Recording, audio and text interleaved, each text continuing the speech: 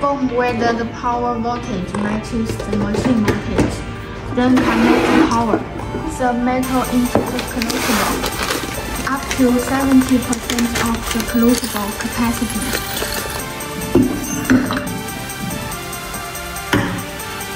Turn on the power. Red button is adjustment button. The first green button adjusts the value position, and the two buttons on the right adjust the value. Set the temperature to 300 and 500 degrees for 3 to 5 minutes to preheat the machine and crucible first. This electric melting furnace has a high temp ceramic melting chamber, the quartz lid and inner tank. The graphite is crucible.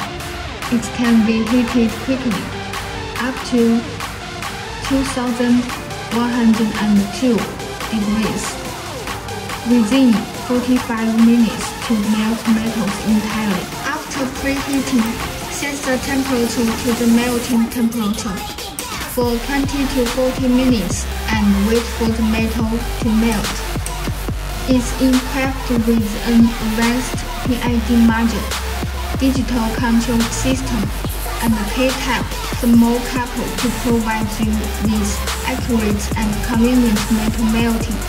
The machine has been upgraded with a protective net device to prevent bones due to touch. After the metal is melted, preheat the graphite mode for 1 to 2 minutes. Turn off the power. Use the crucible tongs to hold the crucible and pour the liquid metal into the graphite mold.